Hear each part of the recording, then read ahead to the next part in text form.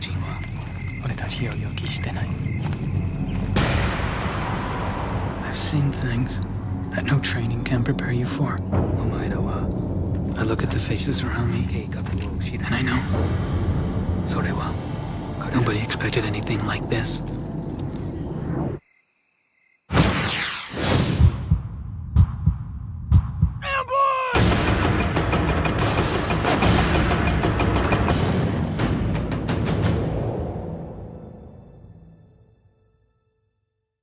How you doing, everyone? This is Pete Rock here, Gamertag Radio, checking out Call of Duty World at War, and I'm sitting here with Dan Suarez. Yep, Daniel Suarez, executive producer at Activision on Call of Duty World at War. Excellent. Tell me a little bit about the new Call of Duty. Sure. So Call of Duty World at War is going back to World War II. I think it's the first question everybody asks. And we're going back to World War II to basically redefine World War II like we've never done it before. Like Call of Duty 4, Modern Warfare redefined the modern military shooter. We're redefining what a World War II shooter is. This is Treyarch's fourth Call of Duty game. Right. They've actually been doing Call of Duty games longer than World War II was actually fought. And for them, they've had the ability now. They've had 2 years to develop this game. They got the actual Call of Duty 4 engine a year before that game came out and have been working with that tech and with this concept now for 2 years. And really what they've gone out to do is deliver the most intense, gritty, and brutal World War II shooter that I think anybody's ever seen. And we accomplish this a couple different ways. One, we have a great new theater of war with the Pacific. Call of Duty's never been to the Pacific. It gives us a great new palette and canvas for artists to create these great sort of battlefields, be it tropical jungles, be it sort of jungle night fighting, a very different type of look and feel I think we've done before Call of Duty.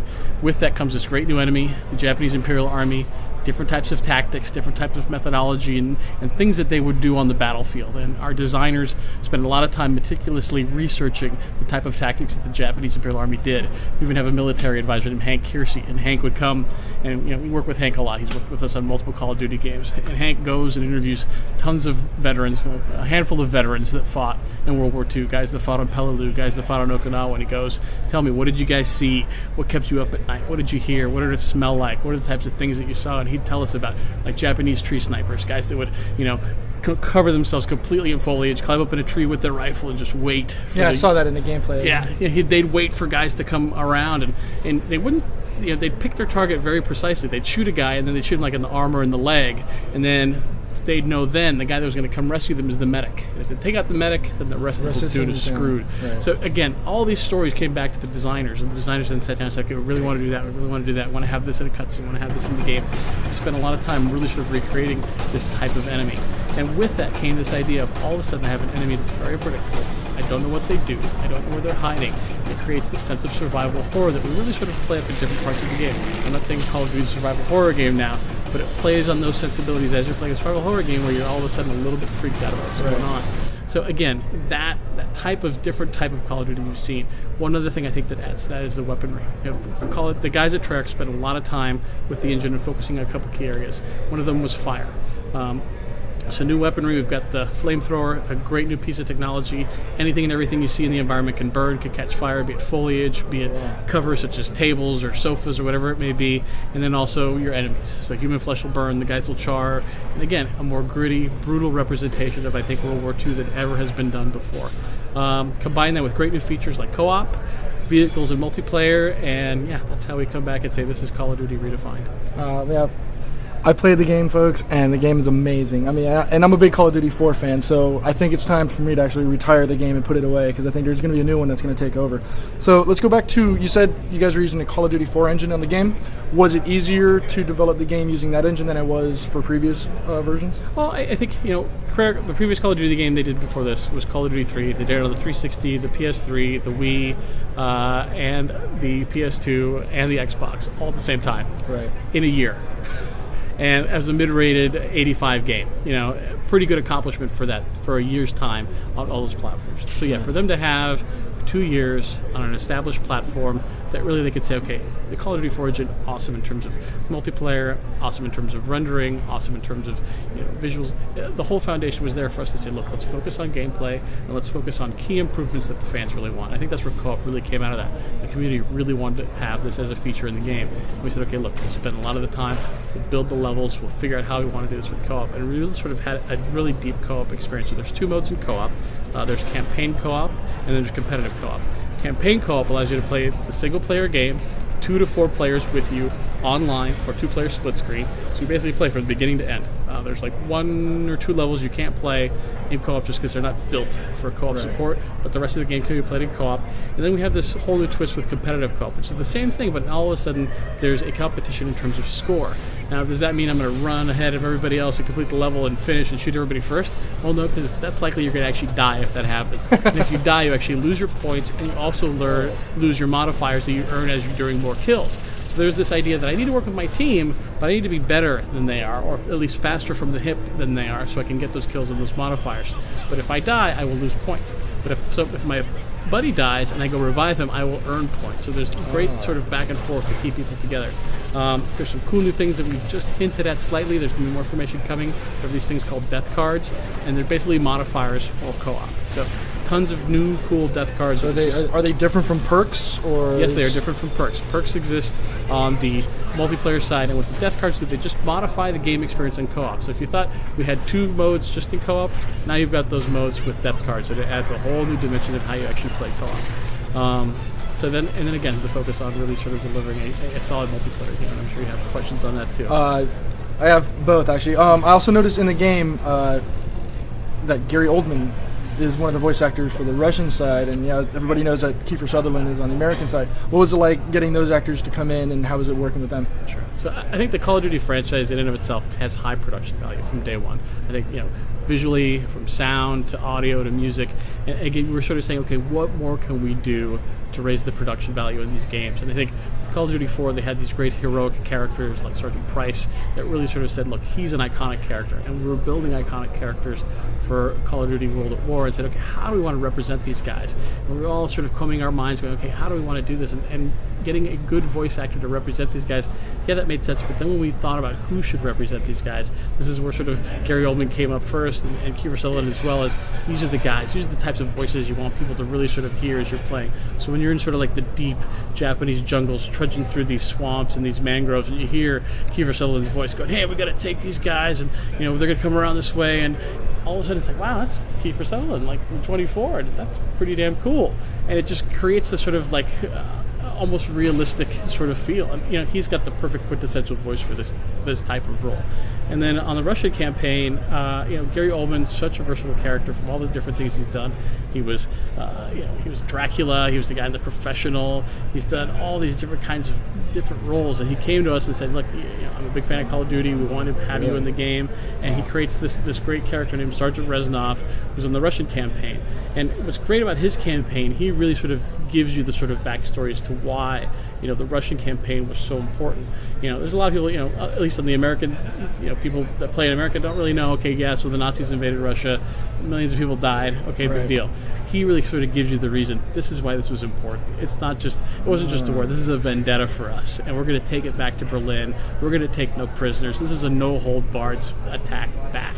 And he really sort of makes it personal and kind of gets, get the goosebumps when he kind of gives his performances, because there's stuff that he says and does that just really is just over the top and fantastic.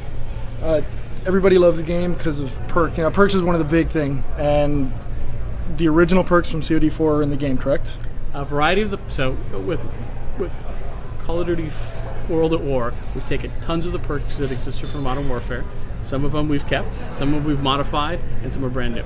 So things like Martyrdom or Last Stand. Well, Last Stand's changed a little bit. So now we actually call it Second Chance. So not only do you go into Last Stand mode, but you can actually now be revived by your partners if you have this. So that's, you don't really die. So you can die, but people can come and revive you. So that's a whole new sort of twist on that. Some other things that exist, extreme conditioning, iron lung, all these things that exist from before, they're there. But we've also added sort of these different countermeasures with the perks as well. So there's new weapons and things you can do. So all of a sudden I can put on a gas mask. So I can take gas as a perk that I can throw, and if the gas goes off, all the guys are going to get dizzy, it blurs their vision, anything like that. But if I have gas mask, I'm not affected by that.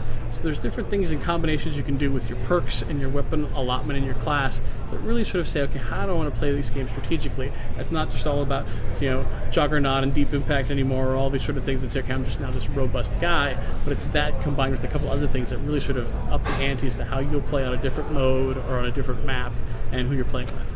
Awesome. And there's vehicles now in multiplayer? Yep. So vehicles and multiplayer. We've got tanks and multiplayer.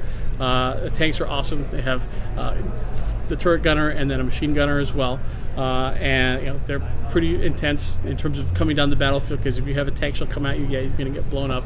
Right. And there's strategic ways to take the tanks out, so it's not just all of a sudden the maps are completely imbalanced. We have really large maps that we've built out for the tanks, so it works really, really well. And I think the most exciting thing is kill cam.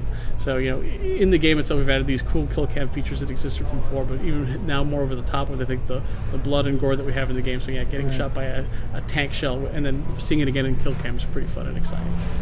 Do the vehicles get perks? There are vehicle-based perks, so turning the turret, cooling down of your weapon, adding a machine gun for the actual turret gunner, the speed of the tank. So yeah, and those don't. So it's a separate class of perks. So you're not all of a sudden replacing a infantry perk with now a vehicle perk. It's a separate set of perks as well. Wow. So really, it was one of those things. Where it's like, we don't want to all of a sudden have someone have that on there. So if you jump in a vehicle, you now have this perk. Oh wow. Okay, so you always carry it. Yep. And you don't use it unless you're inside Correct. the vehicle. Gotcha. Okay, and then I guess going back to customization of classes, now there's more classes for everybody to customize now online, correct? Yep, so now there's 8 slots to customize for you to actually create your own different types of custom classes. I think that was one of the things that a lot of the community really wanted. I think that's one of the things, if you talk to someone like David Vondahar or Dan Bunting from our team at Treyarch, they really listen to the community on what are the things that they wanted. There's different things in terms of leaderboards and stats that the community really wanted that we've incorporated in the game. Different privacy features in terms of how you actually work with your squad and your friends on that. Different things with perks that people wanted, advancements in perks. And literally, it's like, okay, you guys want big maps? We'll give you big maps. You guys want small maps? We'll give you small maps. You guys want outdoor maps? We'll give you outdoor maps. You want a city map? We'll give you a city map. You want night? And really, what is the community saying? We kind of listed all this stuff out and said, okay, yeah, we can do that. Yeah, we can do that. And really, it was just, we had the time, we had the technology, we had the right people, and I think the right vision to create, again, what Treyarch thinks is the best game they've ever made for Call of Duty. I really like the game. And are people going to have a chance to play the beta? I know that's is that going to be a U.S. only, or is that going to be a worldwide beta? It's a worldwide beta. Okay. It's coming out in October. We haven't locked on the exact date yet. Okay. Beta is going to be on 360 and PC. The reason we're going on those platforms is that the reason we're doing the beta is to just kind of fine-tune a little bit of the sort of back end and make sure everything's working for when we launch the game. We don't want to bring down any servers or anything like that, right. So we want to make sure everything's fine-tuned, and that's why we're able to kind of just do it on those two systems, because we'll know what sort of the bandwidth issues that exist if there's any. But yeah, it's October. If you want to sign up for the beta, you can go to Call of Duty, CallOfDuty.com. There's a sign-up piece there, and then also if you pre-order the game from GameStop, you can actually enter the beta as well. If you're already a member of CallOfDuty.com, you're already part of the group that will be invited to the beta, so you don't need to re-sign up with the site. But yeah, we're excited to see everybody on the battlefield and kind of give this game an opportunity to play it. And I'm pretty certain that there comes a familiarity of playing Call of Duty 4, but when they come in and see all the new things we've done and different types of levels and different types of perks and things, I think they're going to have a good time. Along with the worldwide, are you guys releasing worldwide simultaneously, or are you guys going North America? Okay, so it is simultaneous. Yep. And I guess I saw something earlier on game types. You can do local, or you can do somewhere like, I guess it's region only, or something like that, or local area, something like that in the setup. You can do land play. No, it's more like regional areas. Like let's say I'm in the United States. I only want to play with people from the United States. Or let's say one of our listeners is from Finland, and he always complains about their games are region locked. So if he's in Finland, he can't play with people in the United States on specific games. Talk to David about that. He'll answer that question. Okay. That one you'll see that one later. Okay. All right. Well, for those of you that are interested in checking out the game, go to CallOfDuty.com. This is Daniel Suarez, executive producer. Thank you very much. Awesome, man. Thank you. Thank you.